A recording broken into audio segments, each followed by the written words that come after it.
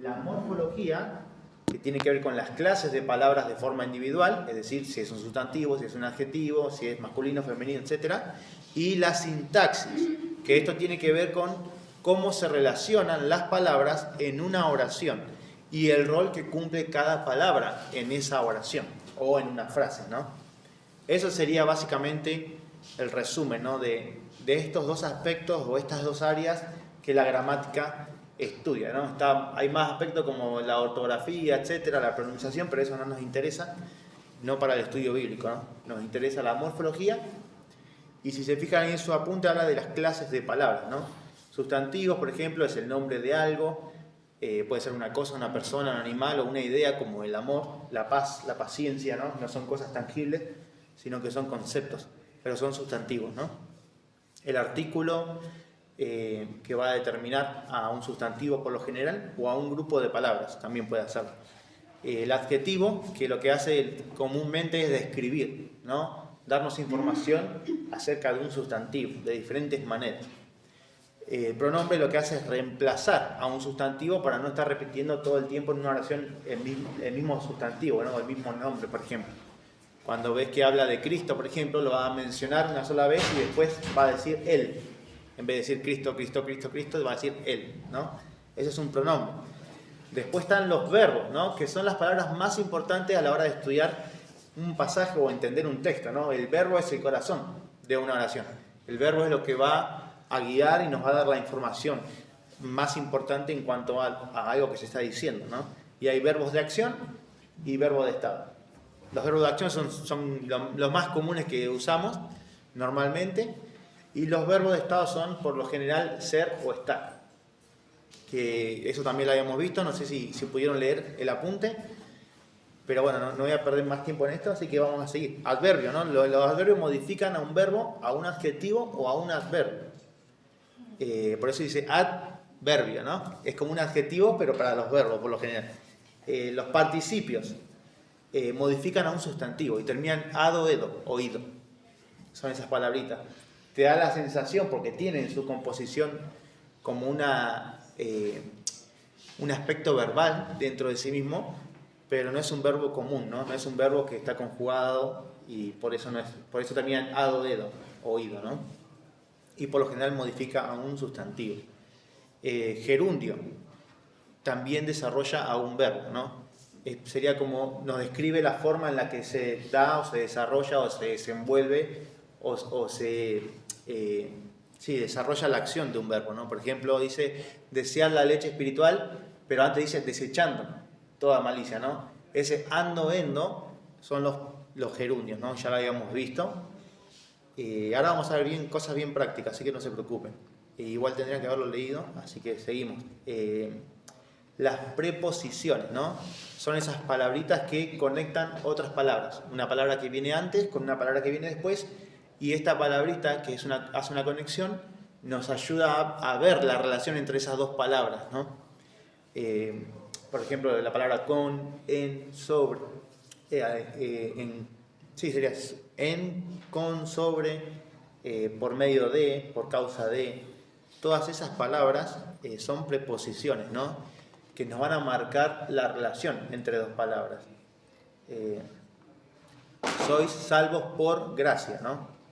Ahí te muestra eso, ¿no? El hecho de ser salvos, y es por gracia, ¿no? Por la gracia de Dios. Te muestra esa conexión entre la salvación y la gracia, ¿no? Las conjunciones, que habíamos visto un poquito en cuanto a esto, son una de las palabras más importantes a la hora de estudiar la gramática. Como había dicho en varias ocasiones, son nuestras amigas las conjunciones, ¿no? Son las que nos ayudan a poder observar mejor un pasaje, a tener más claridad. Las que nos van a dar las pistas, por así decirlo, de lo que tenemos que esperar cuando llegamos a un párrafo, a una oración o a una cláusula, ¿no? Nos va a decir si esto es un contraste, lo que el autor quiere hacer, si el autor quiere dar una conclusión acerca de una idea que vino desarrollando, si quiere dar una exhortación, por ejemplo, o si hay una consecuencia, etcétera, ¿no? Las conjunciones son muy importantes y están en todos lados, al igual que las preposiciones. La interjección es poco común. Es, por ejemplo, cuando expresa una emoción. no la vas a ver casi nunca. En Santiago en la carta de Santiago hay unas pares, ¿no? Es como cuando dice, he aquí o mirad, son como muestras de emoción, pero son muy pocos comunes en la Biblia. Así que bueno, eso tiene que ver con la morfología, ¿no? Los tipos de palabras que hay en un texto y si son variables, es decir, que se pueden cambiar de género, masculino, femenino, neutro, si es singular o plural, ¿no? A eso nos referimos con variable. Y hay palabras que son invariables, es decir, que no tienen género, no cambian, no son singular ni plural, ¿no? Que son, por ejemplo, las conjunciones. Siempre las vas a ver igual a la conjunción. No va a cambiar. La preposición también. Aunque eso no significa que esa palabra no tenga diferentes sentidos en una oración. Así que eso es importante. Por ejemplo, la palabra en o de, que es una preposición, dependiendo del contexto en el que estamos, puede tener diferentes sentidos, ¿no? Puede hablar, por ejemplo, la palabra de procedencia, de la esencia de algo, del origen de algo, o la palabra en puede hablar del modo, del lugar, y ya lo vamos a ver. Pero bueno, hasta ahí se entiende, ¿no? Eso es la morfología. Estudia los tipos de palabras y básicamente si son variables o invariables y si son masculino, femenino, neutro, etc., ¿no? Eso es lo que estudia la morfología. Creo que está ahí el apunte, ¿no? Ahí si bajamos un poco, dice la sintaxis.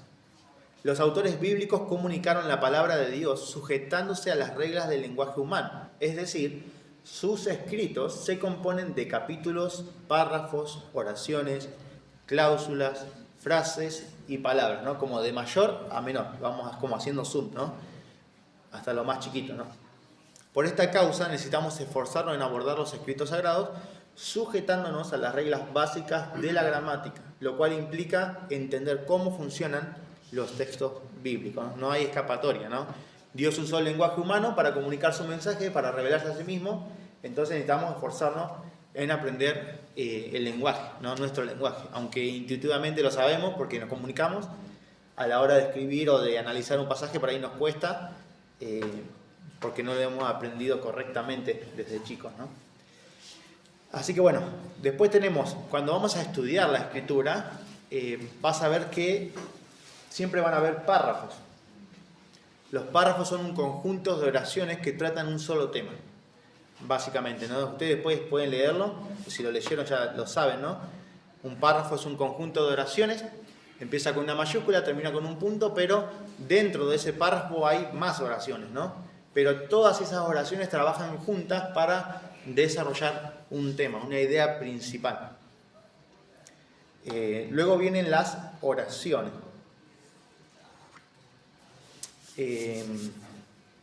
Las oraciones es lo mismo, ¿no? Empieza con una mayúscula y termina con un punto, pero no es un párrafo, no es una sola oración. Y tiene un sujeto y un predicado. Es decir, algo o alguien de lo que se está diciendo algo y lo que se está diciendo de ese algo o alguien, ¿no? Y está dirigido por un verbo, ¿no? Y tiene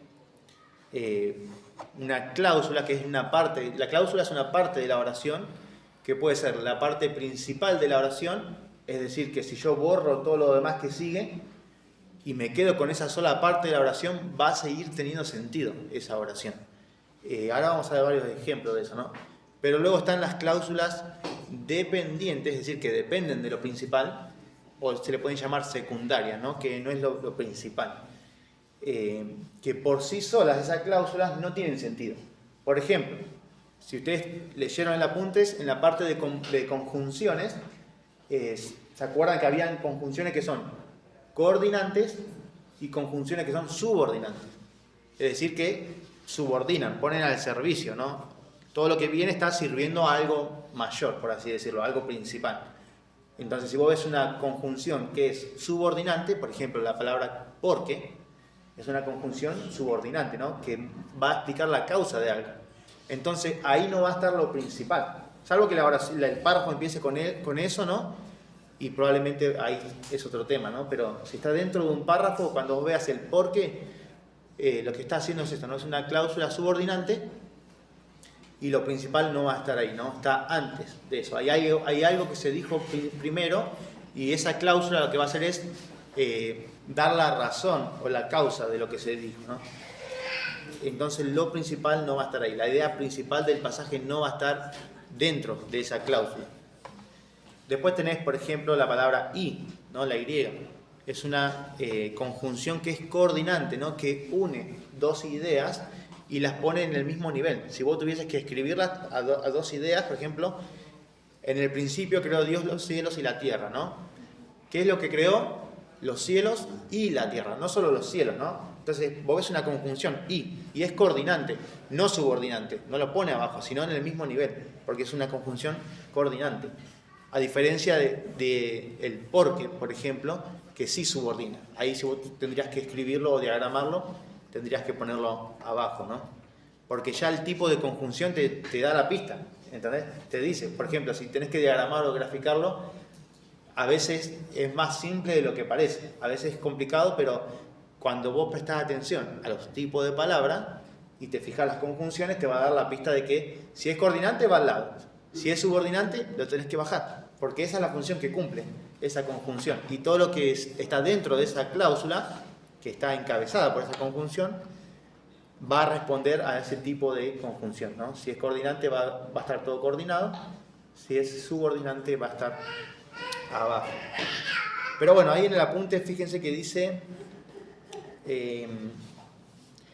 este hombre Jorge Cotos nos da un poco de información en cuanto a qué es el sujeto y qué es el predicado, y nos va a dar algunas preguntas que nos van a servir al momento de leer una oración y de tratar de entender. Dice, el sujeto es la parte de la oración de la cual se afirma o se niega algo. Por lo general está representada por un sustantivo, pero como ya saben, también puede ser otra clase de palabra que está cumpliendo la función de un sustantivo. Por ejemplo, un infinitivo. ¿Se acuerdan que si le poníamos el artículo adelante de un infinitivo o de cualquier tipo de palabra, cuando pones el artículo, lo que hace es mágicamente lo convierte a eso como en esta función de sustantivo, ¿no? Como en un paquetito.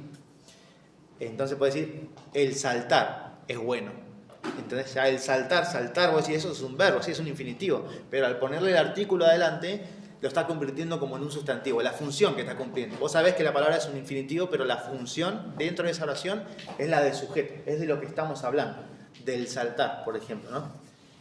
Por eso dice que el sujeto, por lo general, está representado por un sustantivo, pero también puede haber otras clases de palabras que están cumpliendo esa función, ¿no? Dice, ¿cómo sé cuál es el sujeto de la oración? ¿Cómo voy a reconocer el sujeto en una oración? Y dice, lo primero que tengo que hacer es leer la oración e identificar el verbo principal. Una vez que nosotros identificamos el verbo principal, le hacemos preguntas al verbo. El verbo también es como tu mejor amigo. Son tus dos amigos. Las conjunciones y los verbos son tus mejores amigos a la hora de estudiar. Porque vos le preguntás al verbo y el verbo te va a responder todo. Prácticamente todas las cosas él te lo va a decir. Entonces le decís quién al verbo, ¿no? Por ejemplo, dice mató el verbo, ¿no? El verbo es mató. ¿Quién mató? Y ahí te va a dar la persona. Él mató, por ejemplo, ¿no?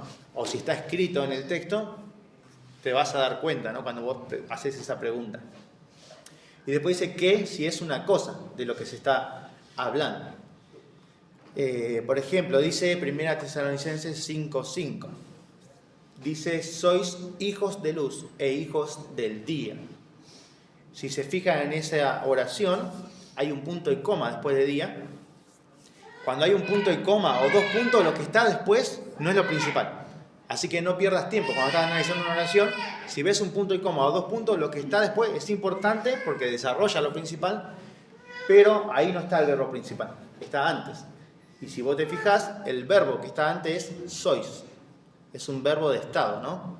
Y va a describir, en este caso, la esencia o la naturaleza de las personas a las que se le está hablando acá, ¿no?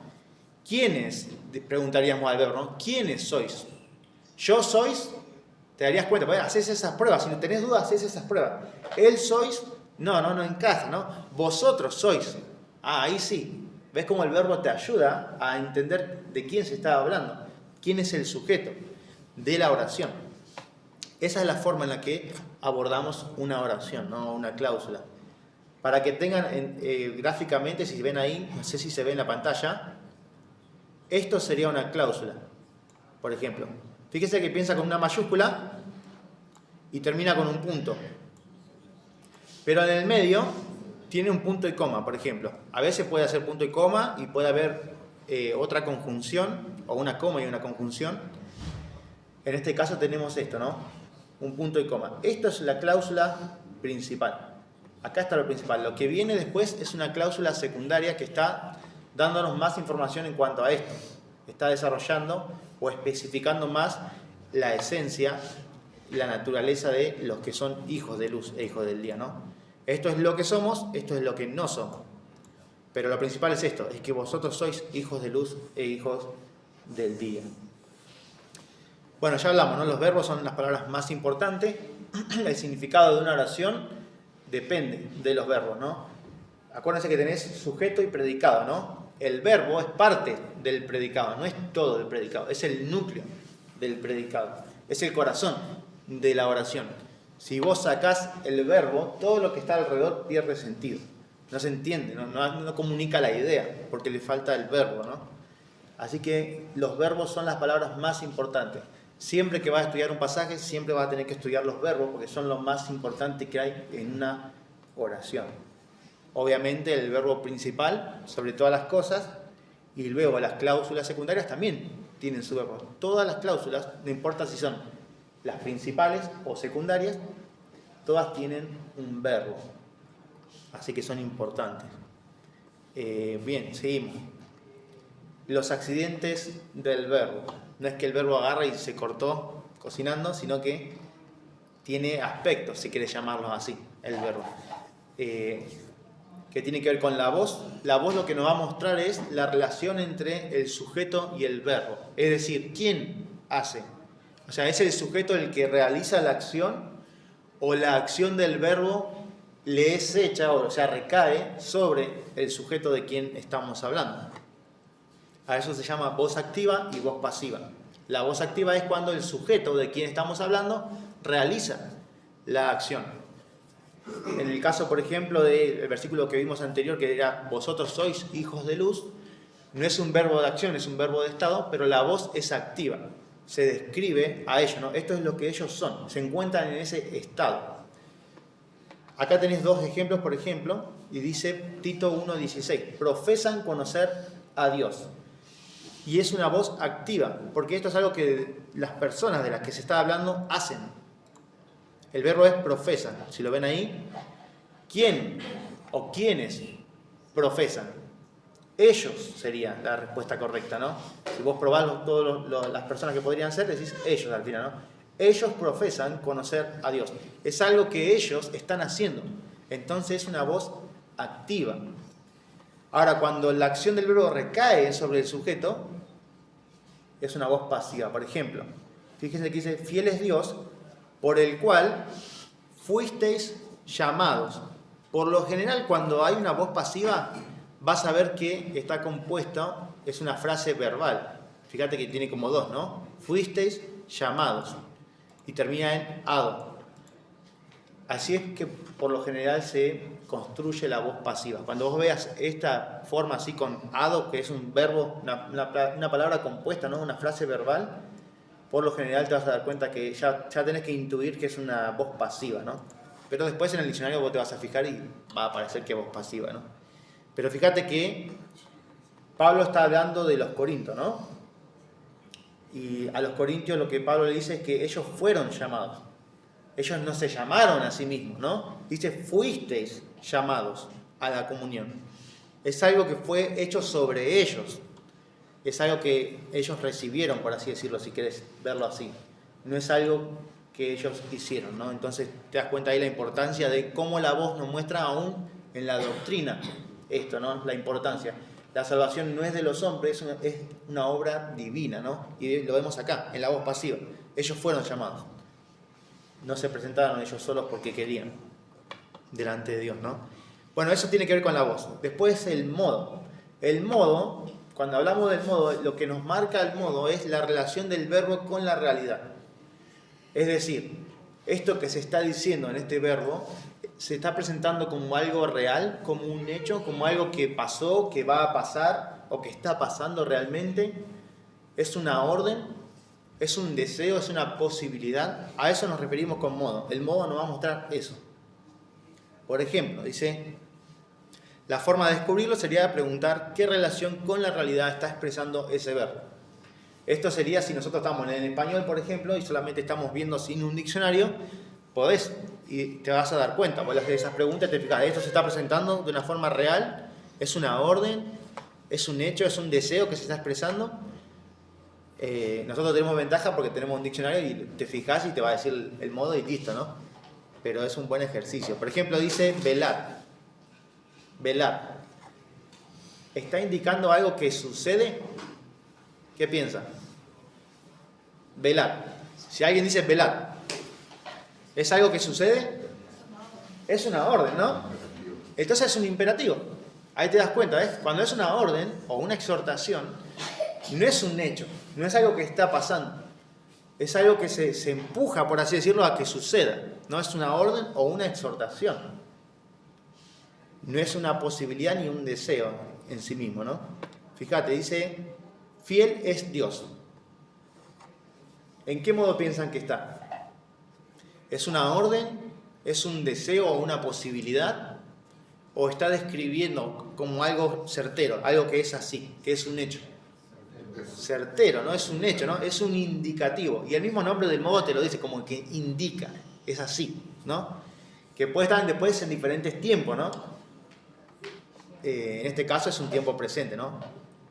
Es así, Dios es fiel. O fiel es Dios, si quieres verlo así, es lo mismo. Bueno, después el otro aspecto o accidente del verbo es el tiempo, ¿no? El tiempo. En el español hay muchos tiempos verbales, los cuales no son necesarios o útiles para el estudio bíblico, ¿no? Hay un montón de esos pluscuamperfecto y no sé cuántas cosas más, no importa, no se preocupen. Hay algunos tiempos, pero tampoco es tan complicado como nuestro idioma, ¿no? Así que, básicamente, tenemos el tiempo presente, que es el más común, el que más nos familiarizamos. El tiempo pasado no aparece en el diccionario como tiempo pasado, como tal, sino que aparece como tiempo perfecto o imperfecto o aoristo. Esos son los tiempos, pero no nos vamos a volver locos ahora. Pero nos muestran cosas que tienen que ver con el pasado, pero hay diferentes aspectos que te muestran que son muy importantes. Por ejemplo, el tiempo perfecto te habla de una acción que pasó, o sea, que sucedió en el pasado, pero lo que se está enfatizando no es lo que sucedió en el pasado, sino las repercusiones de ese evento que sucedió en el pasado. Entonces, es como que mirás al pasado, pero se está enfatizando esto. O sea, Cristo murió por nosotros, podría decir, ¿no? O fue entregado por nosotros. Entonces, eso que estamos hablando del pasado, está bien, hace referencia a un evento que sucedió en el pasado, pero estamos enfatizando las consecuencias, los beneficios o las acciones, las repercusiones que ese evento produjo. Cuando vemos el imperfecto, lo que te muestra también es el tiempo pasado, pero con un aspecto de algo continuo, algo que no te indica cuándo terminó esa acción. Por ejemplo, dice Jesús hablaba con sus discípulos. No es habló. ¿Te das cuenta la diferencia? No es habló con sus discípulos o les dijo. Es diferente decir les dijo a les decía. Ese decía o hablaba te da la idea, sí, del pasado, pero no te da la idea de que terminó esa acción, ¿no? Sino te da la idea de un proceso en el pasado, ¿no? Y esos son los diferentes aspectos que a nosotros nos interesa al momento de estudiar. Después, cuando está el tiempo aoristo, con el modo indicativo, tienen que estar estas dos combinaciones, lo que te va a mostrar es un evento en el pasado, pero culminado. Esa sería la idea, ¿no? Por ejemplo, fuisteis bautizados en el Espíritu Santo, ¿no? O fuisteis salvos, por ejemplo. Y lo que te va a mostrar es esa acción completada en el pasado. No está en un proceso, no es que estamos viendo a ver si somos salvos o no, sino fuimos salvos. O Dios nos salvó, por ejemplo. Ese es un tiempo aoristo, en modo indicativo, ¿no? Te está mostrando que esto es un hecho que sucedió en el pasado y que está completo, se terminó, simple, no hay un proceso, ¿no? No es que Dios nos está salvando, sino que Dios nos salvó, ya está consumado, ¿no? Después lo vamos a ver un poquito mejor. Así que fíjense, dice, hay unas preguntas útiles para identificar los accidentes o aspectos del verbo. La voz, por ejemplo, dice activa o pasiva. ¿Es algo que el sujeto hace o algo que recibe o recae sobre él, ¿no? Cuando queremos identificar el modo en el que está el verbo, esto es una orden, una descripción o una probabilidad o posibilidad. Cuando queremos identificar el tiempo, ¿es algo que sucedió, algo que está sucediendo o algo que sucederá? El número, ¿es uno solo el sujeto o son varios, ¿no? ¿Es singular o plural? Por ejemplo, comí, comieron, es diferente, ¿no? ¿Ves? Que tiene diferente número, ¿no? Las personas, por ejemplo, también lo mismo. ¿Es la que habla la persona? ¿Es con quién se está hablando o de quién se está hablando? Es decir, ¿es primera, segunda o tercera persona? Yo, tú, él. Eso es singular, ¿no? Obviamente. Nosotros, vosotros, ellos sería en plural. Bueno, los verbos de estados o copulativos se les llama. Son los verbos de estado a los que se refieren a una acción como... No se refieren a una acción como tal, sino que marcan una condición. Un estado propiamente dicho. Y están más relacionados con opiniones, pensamientos, emociones y características. Los más comunes son ser y estar, ¿no? Que es lo que habíamos hablado al principio. Ser y estar. Y los verbos copulativos, como el verbo ser o el verbo estar, o parecer, hay otros también, exigen la presencia de una estructura denominada predicativo subjetivo obligatorio. ¿Se acuerdan de eso o no? ¿Sí? ¿Más o menos? O sea, con un verbo de estado vos no tenés un objeto directo al lado, ni un objeto indirecto. Lo que vas a tener del otro lado es otra palabra que está en nominativo o otro conjunto de palabras que va a completar la idea con ese verbo de estado. Por ejemplo, Dios es fiel. ¿Cuál es el objeto directo de es? El objeto. ¿Quién recibe? ¿Hay una acción ahí? ¿Alguien recibe la acción de es?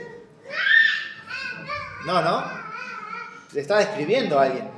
No hay una acción.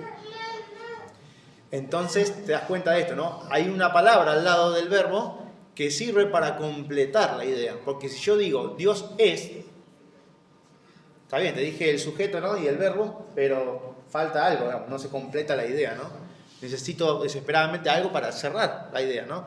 Y a eso se le llama predicativo subjetivo obligatorio, o PSO, para hacerla simple, ¿no? Para hacerla simple necesitamos una palabra o un conjunto de palabras que me ayuden a cerrar la idea cuando hay un verbo de estado, cuando no es un verbo de acción.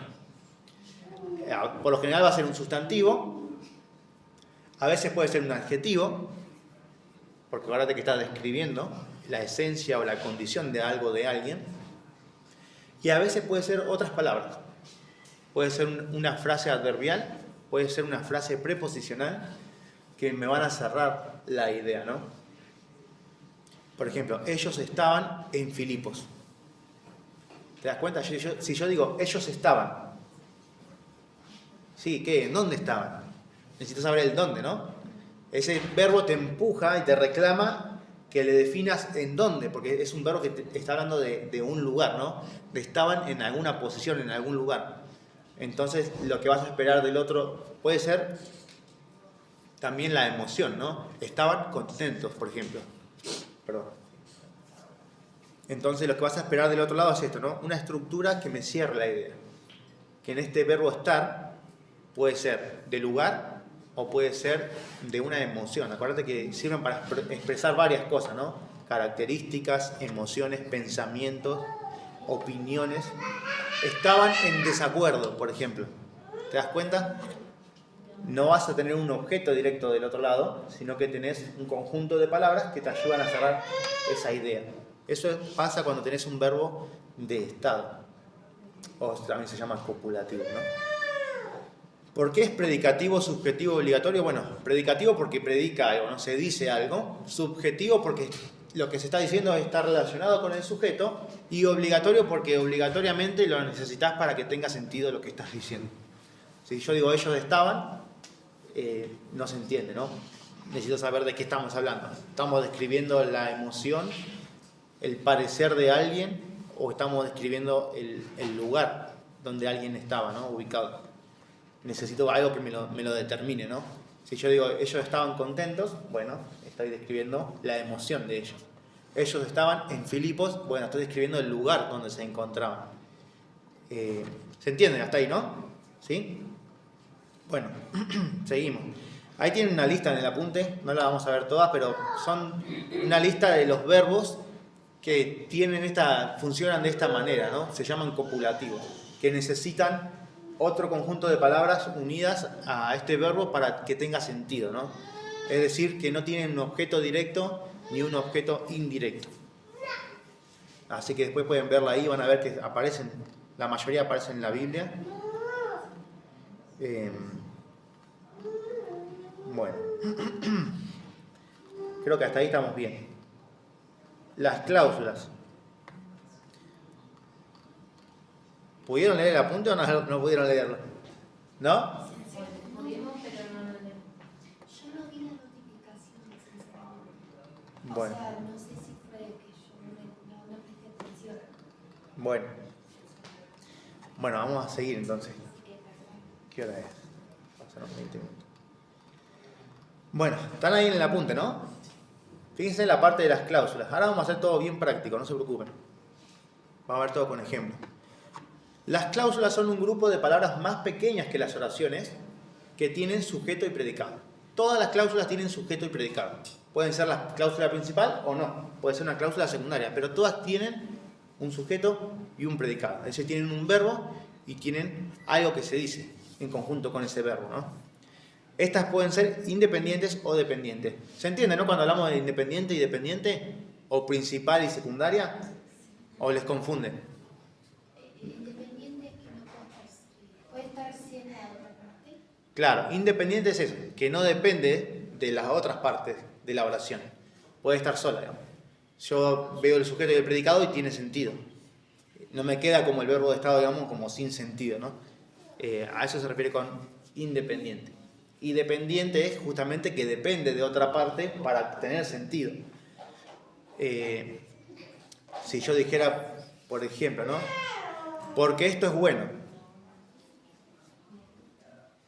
Te da la sensación esa, ¿no? De que, ¿qué? Bueno, ¿qué? ¿Por qué? ¿No? Bueno, hay algo que se dijo, ¿no? Obedezcan a sus padres, porque esto es bueno. Ahí está la principal, ¿no? ¿Cuál es la parte principal? Si yo borro, por ejemplo, obedezcan a sus padres, queda porque esto es bueno. Es una cláusula, esto es bueno.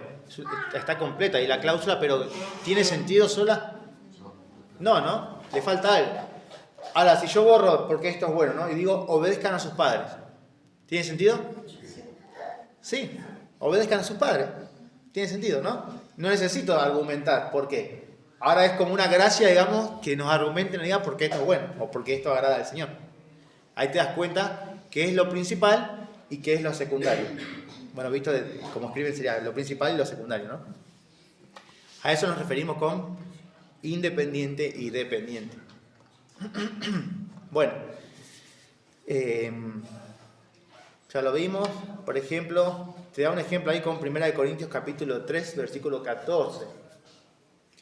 Y te va a mostrar cuál es la idea principal. O sea, yo puedo eliminar todas las demás palabras que están en esa cláusula y dejar solamente esto: recibirá recompensa.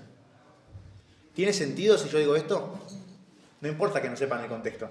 Si yo digo esta frase, recibirá recompensa, o él recibirá recompensa, ¿tiene sentido? No, dice, él recibirá recompensa. Es como una declaración, ¿no? Él recibirá recompensa. Tiene sentido, está completo eso, ¿no? Después yo puedo poner por qué, cómo, etcétera, digamos, pero todo esto ya tiene sentido. lo que nosotros buscamos hacer cuando estudiamos una oración o una cláusula es tratar de reducirlo a su mínima expresión. Es decir, buscar el sujeto y el predicado. Obviamente el verbo es el núcleo del predicado, ¿no? Puede tener un objeto directo o no tenerlo. Puede tener un objeto indirecto o no tenerlo. Todo depende del verbo. En este caso, por ejemplo, dice, tenés el verbo. ¿Cuál es el verbo ahí? 1 Corintios 3:14, está ahí, ¿no? Ahí arriba, ¿lo ven? Dice, recibirá recompensa. ¿Cuál es el verbo? Recibirá. Y el objeto directo sería, ¿qué es lo que? Sería la pregunta para el objeto. ¿Qué es lo que recibirá? Recompensa, ¿no? Recompensa. Ese es el objeto directo. En este caso tenemos un verbo y un objeto directo. ¿Y qué le preguntamos al verbo cuando queremos saber el sujeto?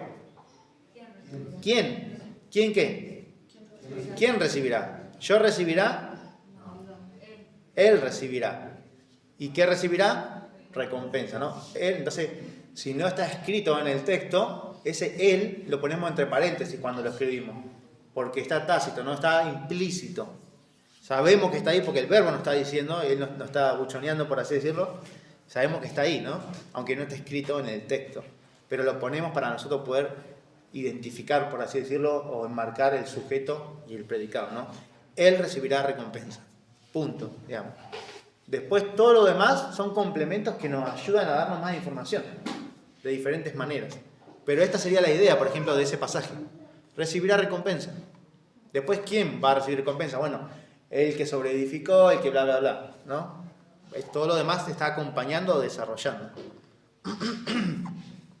Por ejemplo, Colosenses 2:8 dice, bueno, mirad que nadie os engañe por medio de bla, bla, bla. Pero el verbo sería mirad. ¿Quién mirad? ¿Tú mirad? ¿Él mirad? ¿Ellos mirad? Vosotros mirad.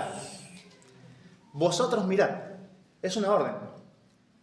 Lo demás lo que está haciendo en realidad es describir, darnos más información acerca de qué es lo que deben mirar. La cláusula principal sería esta. Vosotros mirad. Es como un presten atención en realidad, ¿no? Velen por esto sería. Lo demás lo que hace es como completar toda la idea. Mirad que nadie os engañe. Esa sería la idea completa. Pero yo podría dejar simplemente vosotros mirad. ¿Qué es lo que la iglesia debe cuidarse? ¿O de qué debe cuidarse? ¿O a qué debe prestar atención? Sería como el título, ¿no? Bueno, y después desarrollamos, ¿no? Hablando del engaño. Pero bueno, esos son algunos ejemplos cortitos. Ahora vamos a ver más. Las cláusulas dependientes son las partes de una oración en la que no está el verbo principal. No es que no tiene verbo, no está el verbo principal de la oración, sino que sirven para desarrollar o ampliar o explicar a la cláusula independiente. Esa es su función. Por eso son subordinadas. Son como un subordinado, te da la idea de alguien que te sirve, ¿no? Alguien que sirve a un maestro, a quien sea, ¿no? Acá es lo mismo. Las cláusulas dependientes o secundarias, como les quieras llamar, son cláusulas subordinadas. Es decir, que tienen una conjunción que es subordinante. Un porque, un para qué, a fin de qué, por lo tanto, etcétera, ¿no? Son cláusulas que están encabezadas por estas conjunciones que son subordinantes. Entonces, si vos ves esa conjunción que es subordinante, sabes que es una cláusula que no es la principal, que está debajo de otra cláusula, ¿no? Que está desarrollando, que está sirviendo a una cláusula independiente. ¿Se entiende ahí o no? Y no quiere decir que no tenga verbo, sino que el verbo que está ahí, o los verbos, porque pueden haber varios, no son los principales, porque está dentro de una cláusula dependiente, ¿no? Una cláusula secundaria. Bueno, dice, estas cláusulas se unen por medio de conjunciones, ya sabemos que son las conjunciones, dice, sea mostrando la causa por la cual se dice algo, porque, por esta causa, marcando el propósito por el que se dice o se hizo algo, para qué, a fin de qué, etc., ¿no? Las cláusulas en desarrollo se apoyan en palabras de conexión, dice. Ya que las cláusulas en desarrollo no pueden ir a ningún lado solas, ellas deben estar pegadas a la cláusula principal, como el ejemplo que hicimos, ¿no? Si vos sacás obedezcan a sus padres, no tiene sentido lo que seguía, ¿no? La cláusula que decía, porque esto es bueno. Las palabras de conexión son muy importantes ya que pueden cambiar el significado de una oración, ¿no? Los autores de la Biblia usan palabras de conexión y cláusulas en desarrollo todo el tiempo. Este concepto de cláusulas en desarrollo que dice acá el apunte es lo mismo que decir cláusulas dependientes o cláusulas secundarias. Son cláusulas que sirven para desarrollar lo principal. Así que bueno, son importantes, ¿no? Y para eso en el apunte tienen la parte de conjunciones, ¿no? Que la idea es, son palabritas de conexión, son como ganchos, ¿no? Que unen palabras, cláusulas u oraciones. Incluso párrafos completos se unen por medio de estas palabras que son las conjunciones. Bueno, si bajamos un poquito, ahí dice coordinantes. Eso lo habíamos visto al principio, el año pasado en realidad, pero básicamente las coordinantes dice coordinan palabras o ideas de forma paralela en el mismo nivel de jerarquía. Es decir, que si vos lo graficás, estarían en la misma línea, no estaría debajo, después de la conjunción, ¿no?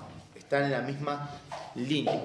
Y dice copulativas, tiene que ver con unir, ¿no? Eso se refiere con copular, copulativas. Unen palabras o ideas de diferentes formas, ya sea igualando dos ideas o negando. No es solamente la palabra y, que es la más común, sino puede ser ni. Pero esa conjunción, ese ni, es una conjunción. Ni esto ni aquello. Ni lo alto ni lo profundo, ni... ¿Se acuerdan de ese versículo? Bueno, son cláusulas, están unidas por esta conjunción ni, que es una conjunción coordinante. O sea, que une ideas en el mismo nivel de jerarquía y lo hace en este video como, en este caso, negando, ¿no? Ni esto, ni esto, ni esto, ni esto. Ahora en ese versículo, si lo tenés que graficar, no lo vas a poner así porque va a ser interminable, tenés que hacer como en la escuela, ¿no? Pegar un montón de hojas y hacerlo así. Lo podés bajar sin sangría, ¿no? Y es la misma, es el recurso, después lo vamos a ver. Pero bueno, las copulativas unen, ¿no? Unen palabras o ideas de diferentes formas. En este caso, igualando o negando, ¿no? Y, o ni. Y te da varios ejemplos. Tito 2:15, por ejemplo. Esto habla y exhorta y reprende. ¿Te das cuenta? Con estas conjunciones lo que está haciendo Pablo es igualar en el mismo nivel estos verbos, estas tareas que Tito tenía que hacer. Él tenía que no solamente hablar, sino que tenía que hablar y exhortar y reprender. Y lo sabemos porque tiene esas dos palabritas que son las conjunciones y. Fíjate la palabra también, es una conjunción.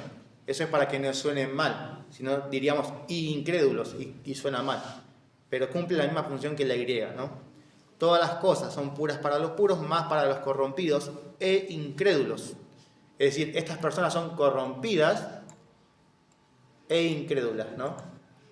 Para no decir incrédulas, ponen la pero es la misma, ¿no? Son estas dos cosas, corrompidos e incrédulos. Los ponen en el mismo nivel. Hechos 20:33 dice, ni plata, ni oro, ni vestido. O sea, nada de esto Pablo codició. ¿Se entiende ahí, no? Las disyuntivas después. Tienen que ver con disyuntor. ¿Saben de electricidad? Bueno, yo no. Bueno, ¿por qué? Porque te da como dos opciones, como dos caminos, dos posibilidades, ¿no? Unen dos oraciones contradictorias. Esto es lo que hacen. Y la conjunción es o y u. Lo tienen ahí en el apunte. O y u. Te da como una elección. Fíjate, Tito 3:12 dice, cuando envíe a ti a Artemas o a Tíquico. Te da esas dos opciones, ¿no? Va a enviar a Artemas o a Tíquico, ¿no? A uno o al otro. La conjunción u reemplaza a la o para evitar cacofonía, significa eso, ¿no? Un mal sonido, básicamente. Es lo mismo que la y y la para no decir y, decimos y, padre e hijo, ¿no? No decimos padre y hijo. Acá es lo mismo. La u reemplaza a la o, para no decir de vuelta la misma letra, ¿no? Con una palabra que empieza con la misma letra. Por ejemplo, Romanos 14:13 dice: así que ya no nos juzguemos más los unos a los otros, sino más bien decidid no poner tropiezo u ocasión de caer. Para no decir o ocasión. Pero es lo mismo, ¿no? Te da estas dos opciones, por así decirlo. No hagas esto o lo otro, ¿no? Decidid no poner tropiezo u ocasión. Las adversativas. Te da la idea de como de contrario, ¿no? De adversario. Unen palabras o coordinan palabras contrastando, que son las más conocidas para nosotros, ¿no? Pero, yo no me acuerdo, creo que hay un versículo o alguna versión que usan pero es lo mismo. Pero, con todo, sin embargo, a pesar de que, aun cuando, antes bien, más Dios, ¿no? Con todo puede ser que uno muera por más Dios muestra su amor, hace un contraste entre lo que el humano podría llegar a ser por diferentes motivaciones, pero Dios sería básicamente dicho, muestra su amor en que siendo aún pecadores, Cristo murió por nosotros, ¿no? Esa es la idea. Une estas dos ideas contrastando, mostrando un contraste. Por ejemplo, Tito 3:2 dice que a nadie difamen, que no sean pendencieros, sino amables, ¿no? Te muestra como en lugar de esto, que sean así. Que no sean pendencieros, sino amables. Hay un contraste entre pendenciero, alguien que le gusta pelear, con alguien que es amable. Explicativas. Dan una explicación, ¿no? Aclaran algo que se está diciendo. Y son, es decir, o sea, en otras palabras, por ejemplo. Esas son conjunciones. Ya sé que vos ves, son varias palabritas, pero juntas tienen esta función de una conjunción explicativa. Por ejemplo, dice, porque la palabra de la cruz es locura a los que se pierden, pero a los que se salvan. Y ahora viene otra cláusula que es una cláusula explicativa, si tendrías que analizarlo. Y es, esto es a nosotros. ¿Qué es lo que está haciendo esta cláusula? Es desarrollar a esto. ¿Quiénes son los que se salvan? Entonces Pablo lo que usa es una cláusula explicativa para explicar a quiénes se refieren con los que se salvan. ¿Quiénes son los que se salvan? Esto es a nosotros. A nosotros. Esa sería la forma en la que funciona la cláusula explicativa. Todas esas que vimos son coordinantes. Es decir, que unen ideas o palabras en un mismo nivel jerárquico, se llama. En un mismo nivel. Si vos tuvieses que graficar, lo pondrías acá, en el mismo nivel. No lo pondrías abajo como desarrollando, ¿no? Sino igualando, de diferentes maneras. Puede ser diciendo que esto es lo mismo que esto, o se suma, o puede ser contrastando, ¿no? Ni esto ni aquello, ni la muerte ni la vida. O puede ser explicando, o contrastando, ¿no? Y después vienen las cláusulas o las conjunciones que son subordinantes, que muestran dependencia, ¿no? Nos introducen cláusulas que dependen de lo principal. Por eso se llaman subordinantes. Así que cuando vemos que una cláusula comienza con esta conjunción que es subordinante, ya sabes que no es lo principal. Por eso te digo que son tus mejores amigos las conjunciones. Te ayudan a entender mejor lo que estás leyendo. Fíjate, dice, no tienen sentido por sí solas, se apoyan o están sujetas a una idea independiente. Las conjunciones subordinantes son como las preposiciones. Recuerdan que las preposiciones están subordinadas a otras palabras, ¿no? Cumplen la misma función básicamente, subordinan, desarrollan a otra cosa.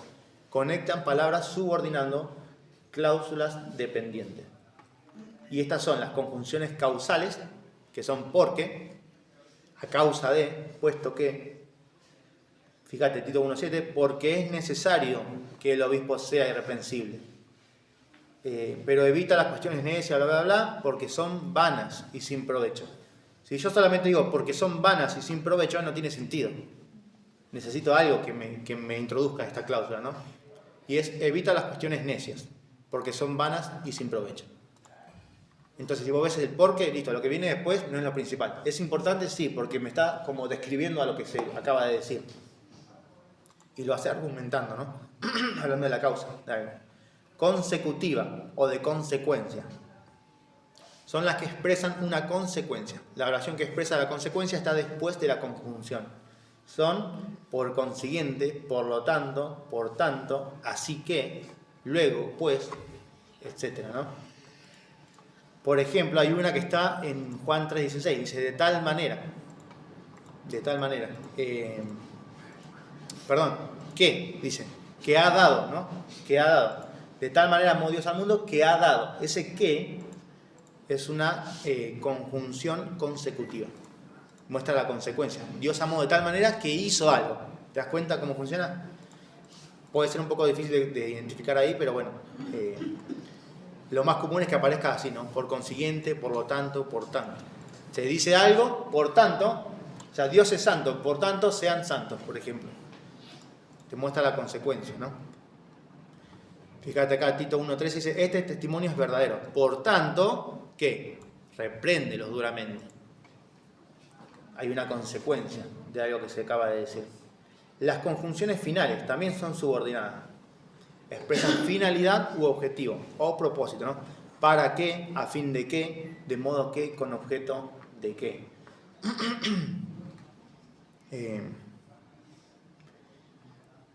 Tito 1:9 dice, retenedor de la palabra fiel, tal como ha sido enseñada. ¿Para qué? ¿Por qué el hombre de Dios tiene que ser retenedor de la palabra fiel? Para que pueda exhortar con sana enseñanza y convencer a los que contradicen. Por eso es importante, ese es el propósito, ¿no? Y ahí ves la importancia de esa cláusula. Las cláusulas temporales empiezan con la palabra cuando. Por ejemplo, Él os dio vida cuando estabais muertos, ¿no? Si yo solamente digo cuando estabais muertos, le falta algo, ¿no? Le falta otra parte, que es lo principal. Él os dio vida cuando estabais muertos. Si yo solamente digo Él os dio vida, tiene sentido. Aunque no diga cuando estabas muerto, ¿no? Te das cuenta que está sumando, que está describiendo, está desarrollando a otra cosa, ¿no? Y bueno, las frases, ¿no? Vemos las más comunes son las frases preposicionales, ¿no? Tienen una preposición y otra palabra al lado que sería el objeto de la preposición. Por ejemplo, en Cristo. La palabrita en es una preposición y Cristo es un sustantivo, ¿no? Pero es el complemento de esa preposición. Y juntas forman una frase preposicional, ¿no? Esa es bastante simple, ¿no? De Dios, por ejemplo, podrías decir. Ese de también. O para. No para qué, sino para Dios. Es hacia Dios. Bueno. Lo último, la puntuación. Dice punto seguido. Se usa para separar las oraciones en un mismo párrafo. Luego de un punto seguido se continúa escribiendo en la misma línea, ¿no? Punto y aparte se utiliza para realizar una pausa y terminar un párrafo. Y luego del punto se comienza con mayúsculas en párrafos separados. Los dos puntos, ¿para qué se usan? Bueno, se usan, dice, antes de una cita textual y como un llamado de atención. Por ejemplo, dice el refrán, 2 puntos y cita, ¿no? Los 2 puntos desarrollan una idea. Por lo que va dentro de los 2 puntos no es lo principal. Eso también es un atajo, por así decirlo, al momento de analizar una oración. No quiere decir que no vas a estudiar lo que está dentro de los 2 puntos, pero sí sabes que no es lo principal. Por ejemplo, Jesús les dijo, 2 puntos. Bueno, lo principal es que Jesús dijo algo. No lo que está dentro de los 2 puntos, sino el hecho de que Jesús dijo algo. Ahí está el verbo principal. Porque lo que viene después de los 2 puntos es secundario, desarrolla, amplía. Lo mismo pasa con el punto y coma. Punto y coma dice marca una pausa más larga que la coma y más corta que el punto seguido y separa en cláusulas dependientes. Por eso yo le decía que cuando ves el punto y coma o los 2 puntos, lo que viene después es como funciona como un adjetivo de lo anterior, por así decirlo, ¿no? Describe lo anterior, está desarrollando lo anterior de diferentes maneras, depende de la cláusula que está ahí, ¿no? Si es de causal, por ejemplo, lo va a hacer dando la razón de algo, ¿no? Si es de propósito, ¿para qué? Lo va a hacer mostrando el propósito para lo cual se dijo o se hizo lo que se acaba de decir, ¿no? Y así sucesivamente. Fíjate, la coma es importante. La coma marca una pausa, pero no es como nos enseñaron en la escuela solamente. Capaz que a alguien le enseñaron mucho mejor, pero bueno, siempre te decían como que la coma simplemente es como una mini pausa, ¿no? Como una para respirar o no sé qué cosa. Bueno, no funciona así en su totalidad. Mayormente sirve como un paréntesis. Vos tenés que verlo en tu mente como un paréntesis. De lo que se está diciendo se hace como un paréntesis y sirve para aclarar algo. para explicar algo, para añadir más información en cuanto a algo. Puede ser el sujeto, puede ser el verbo, puede ser el objeto directo, etc., ¿no? Las comas sirven como una explicación o desarrollo de otra cláusula. Capaz que dice, no sé, Dios, el gran pastor de las ovejas, por ejemplo, ¿no? Y eso seguramente va a estar entre comas. Está funcionando como un adjetivo de Dios, ¿no? Está describiendo a Dios esa cláusula, ¿no? Por ejemplo, Dios que levantó a Jesucristo de los muertos, por ejemplo. Está hablando de Dios, pero te da toda una reinformación en cuanto a Dios, ¿no? ¿De qué Dios estamos hablando? ¿No? El que levantó. Y vas a ver que es una cláusula relativa, ¿no? El qué. Bueno, después viene lo que es diagrama de bloque. Pero bueno, hasta ahí creo que estamos.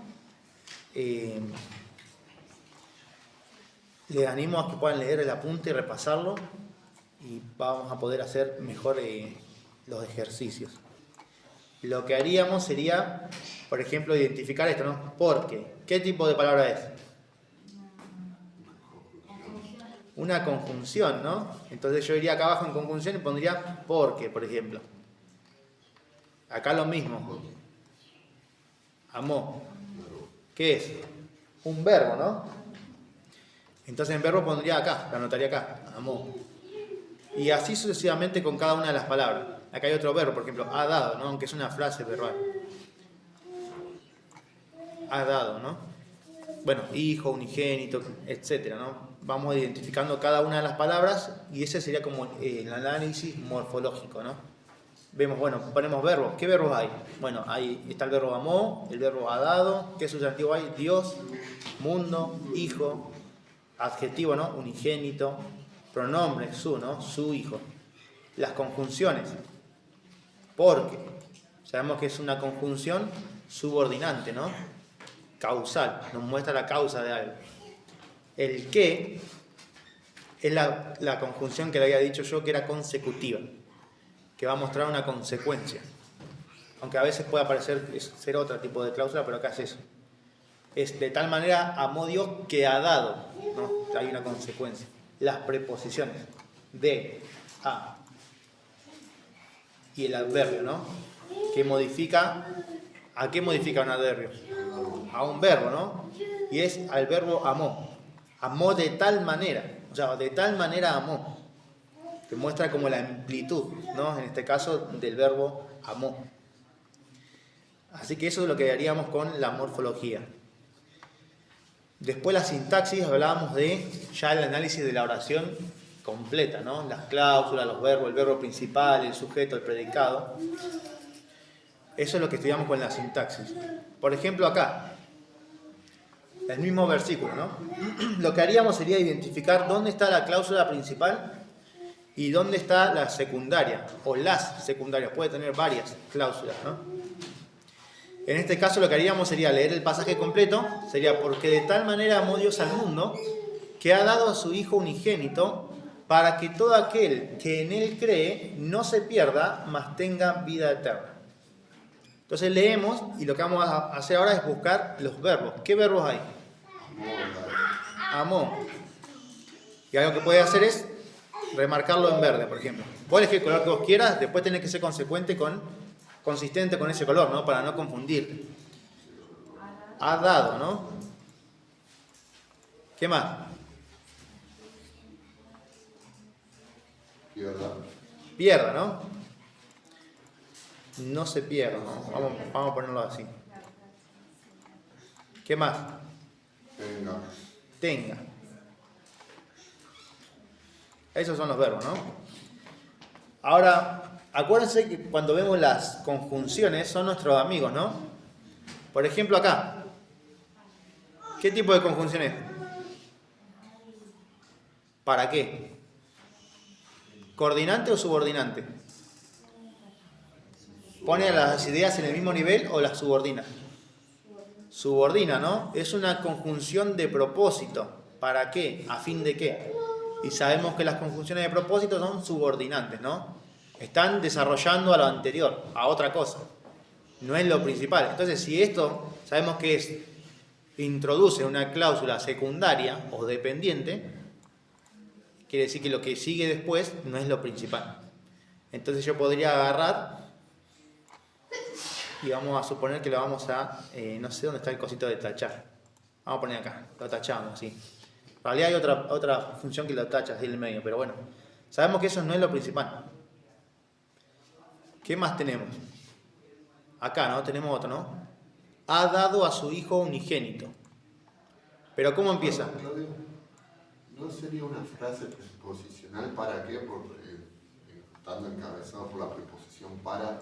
No, porque aunque vos lo ves así y decís, bueno, para es una preposición, ¿no? Pero está unido a una conjunción. ¿Qué? Y cuando vos lo ves las dos juntas, lo que están haciendo es trabajar juntas para hacer como una conjunción. Esa es la función que está cumpliendo. Se llama locución conjuntiva.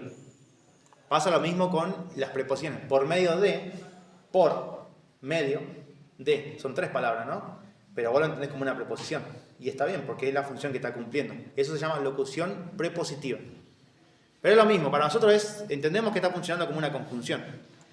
Y tenemos que grabarlo en nuestra mente que esto, ¿no? Cuando dice ¿para qué? Estamos marcando un propósito, ¿no? Para esto, ¿no? Te da el propósito. Entonces es una cláusula de propósito.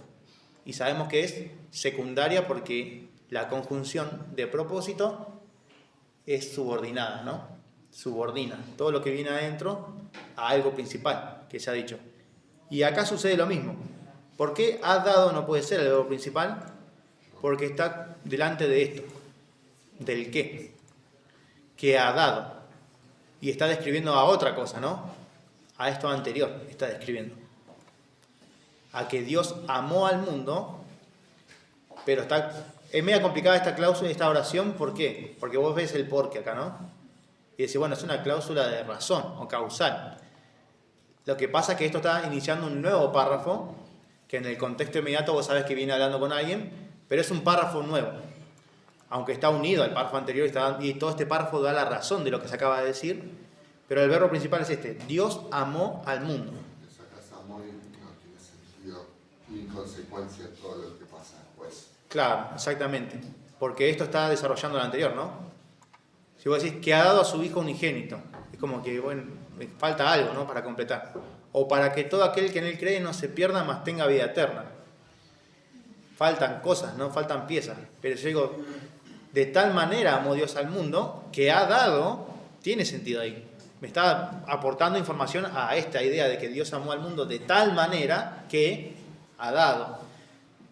¿Para qué ha dado? Esta cláusula que ustedes ven acá, para que todo, está desarrollando a esta cláusula. ¿Entienden? A este verbo. Dios ha dado a su Hijo para que todo aquel que en él cree no se pierda, mas tenga vida eterna. Pero a su vez, este que ha dado a su Hijo unigénito está desarrollando a esta idea principal. A la idea principal de que Dios amó de tal manera al mundo, que hizo algo, ¿no? Dio a su Hijo. ¿Y para qué dio a su Hijo? Para que todo aquel que en él cree no se pierda, sino que tenga vida eterna. Pero eso sería básicamente lo que hacemos, ¿no? Leemos la oración completa, identificamos los verbos y después vamos tachando lo que no corresponde. Si sabes que hay una conjunción que es subordinante, que subordina, que no es lo principal no está ahí. Por más que tenga verbos, tiene verbo y sujeto, ¿no? Tiene sujeto y predicado.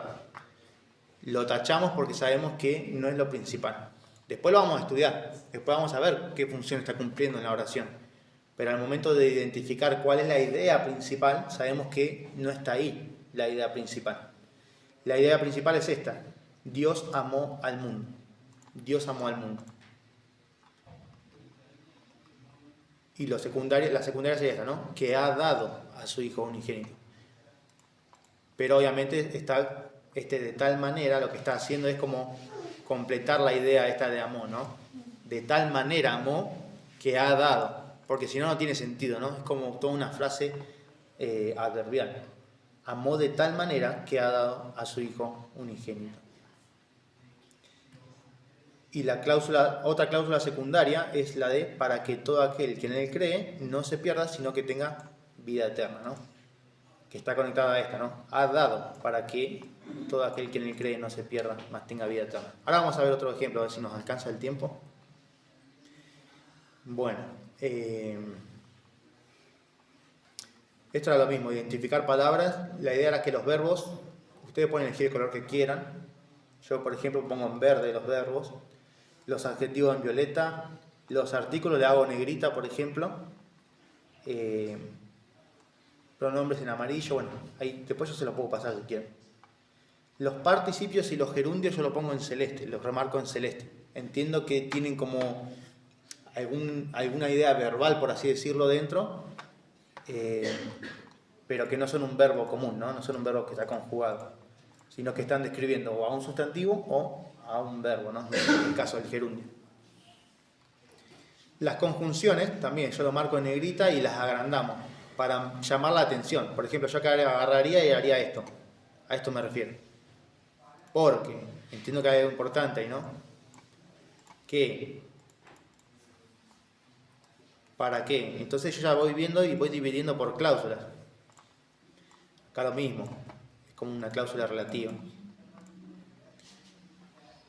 En el caso de los sustantivos puedes o ponerlo en negrita si querés o remarcarlo en rojo. El adjetivo lo que haría sería marcarlo en violeta, como les dije. Bueno, los verbos ahí.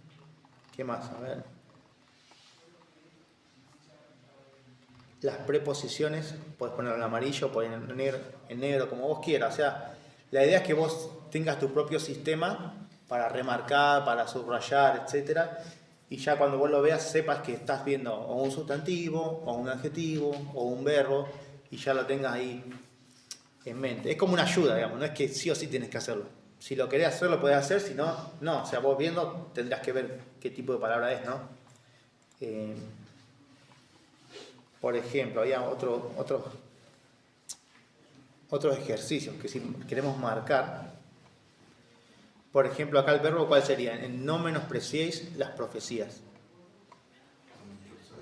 Menospreciéis, ¿no? La ponemos en verde. ¿Quién sería, no? Bueno, vosotros, ¿no? Acá agarrarías y pondrías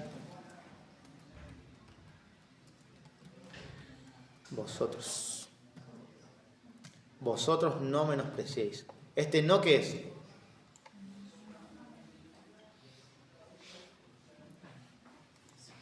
¿Qué tipo de palabra es?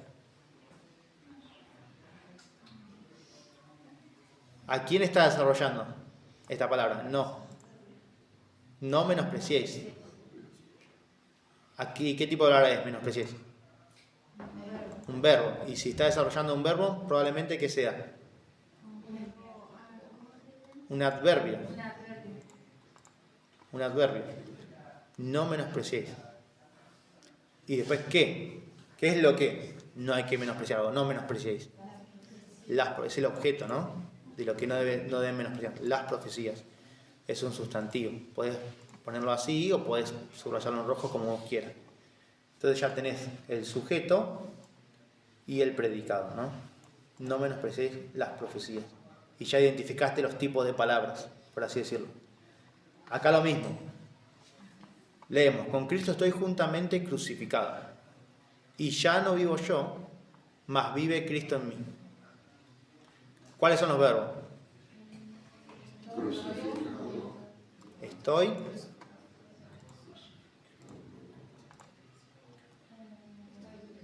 ¿Qué más? Vivo.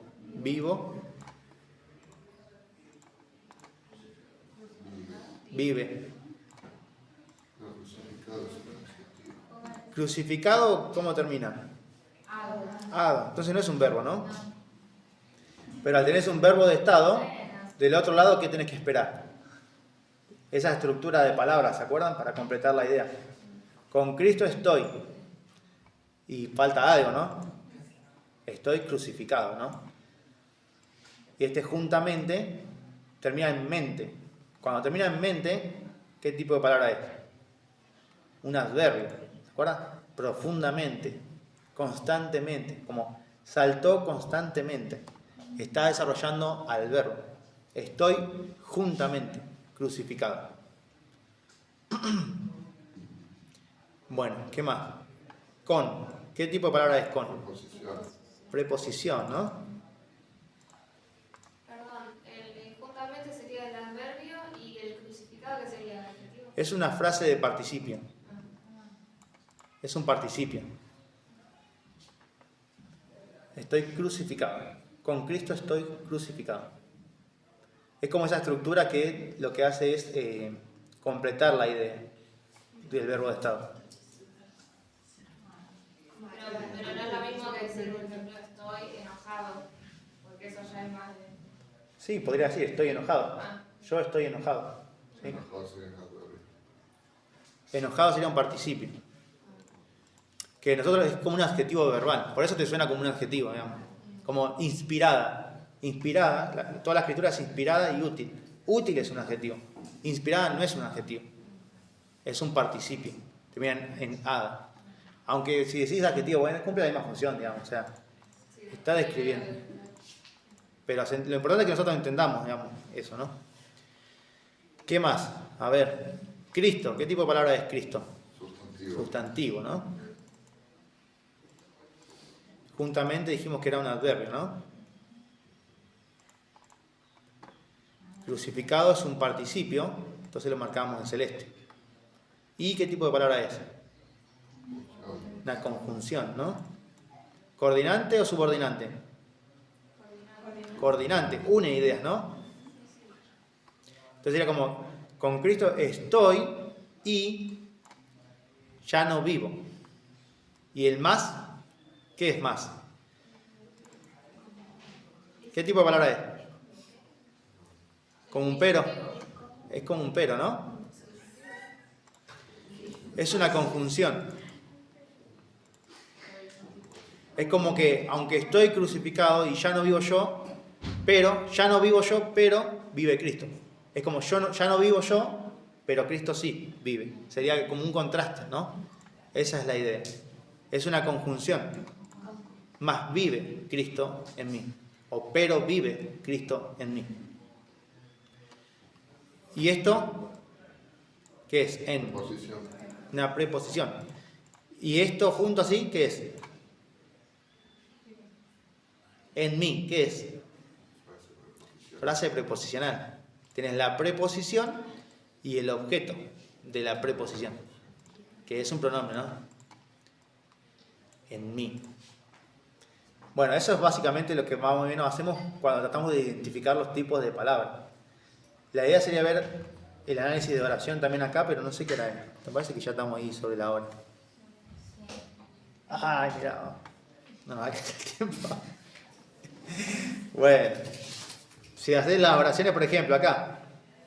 Jesús lloró, ¿no? ¿Cuál es el verbo? Lloró. Lloró. ¿Y qué le preguntamos al verbo? ¿Quién? ¿Quién? Jesús, ¿no? Es el sujeto. ¿Qué? Lloró. ¿Qué es lo que hizo, digamos, no? Lloró.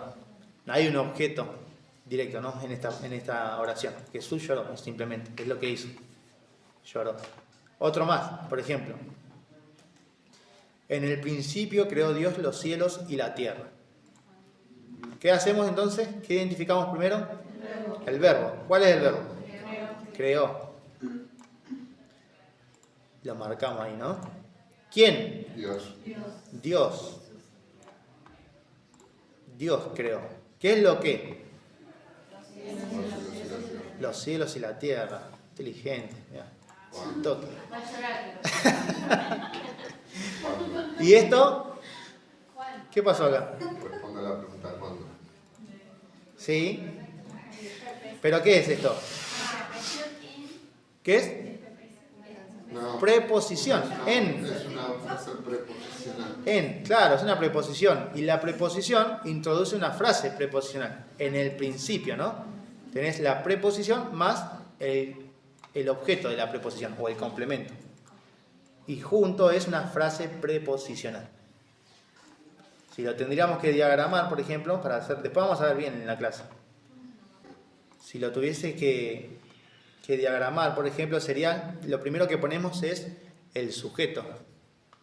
El sujeto acá, a la izquierda arriba, ¿no? ¿Quién es el sujeto de la oración? Dios. Dios, ¿no? Ya lo habíamos identificado. El verbo después, ¿no? Que es la parte del predicado. Creó. ¿Qué es lo que? ¿Cuál es el objeto? ¿Hay objeto directo? los cielos y la tierra, porque hay una conjunción acá, ¿no? Que une, coordina dos ideas y las pone en el mismo nivel de jerarquía. No está desarrollando, no es así. ¿Entienden? Sí. Porque no está desarrollando a los cielos, la tierra, sino que están en el mismo nivel, los cielos y la tierra. ¿Y después qué falta? En el principio. En el principio. ¿Y esto qué es? Sí, falso. Una preposición, una frase preposicional, ¿no? ¿Y a quién está desarrollando? Por lo general, si se acuerdan, el año pasado habíamos hablado que las preposiciones, por lo general, mayormente, se pone debajo de los verbos. No siempre, hay casos en los que es evidente que no va debajo del verbo, pero en este caso, ¿dónde va? Las preposiciones, acuérdense que siempre subordinan, ¿no? Nunca están a la par, siempre están desarrollando algo, describiendo la forma, el lugar, el dónde, la relación, etcétera, ¿no? Abajo sangría está abajo del verbo. Abajo del verbo, ¿no? También uno lo que puede hacer es probar. Fíjense que yo no lo pongo en el mismo nivel, ¿ves? Lo pongo corrido, una sangría, eso se llama sangría. Porque lo que yo estoy haciendo al ponerlo corrido es que está describiendo a esta palabra, está desarrollando a esta palabra. No está en el mismo nivel de jerarquía. Entonces Dios creó en el principio. Dios creó, ¿qué es lo que creó? Los cielos y la tierra. ¿Cuándo? Dios creó en el principio. Eso sería un diagrama de bloques, por ejemplo. Identificamos el verbo, ¿no? Ya lo hicimos antes cuando leímos la oración, pero ahora ponemos, para graficar, para hacerlo ilustrado, el sujeto, el verbo, el objeto directo. Si hay objeto indirecto, lo podrías poner acá. Aunque en español se va a ver como una frase preposicional. Se va a ver para Dios, por ejemplo. O a Dios. Pero en realidad es el objeto indirecto cuando aparece así. Pero bueno, eso es un diagrama de bloques, por ejemplo. Sencillo, pero así es como funciona. Y esta es la idea principal. Si tuvieras que predicar, por ejemplo, Génesis 1:1, esta sería la idea. La idea sería que Dios creó. Empieza con Dios. Aunque en el texto vos veas en el principio, el énfasis no está en el principio, está en que Dios creó. Gramaticalmente la idea es Dios. Así es como empieza. Con Dios empieza la escritura, ¿no? Dios creó los cielos y la tierra. Y todas las implicaciones que eso tenga, ¿no? ¿Cuándo lo hizo? En el principio. Así que bueno, vamos a terminar ahí. Después la idea era que hagamos el diagrama de esto, pero lo vamos a ver la clase que viene. Así que no se preocupen. Vamos a terminar.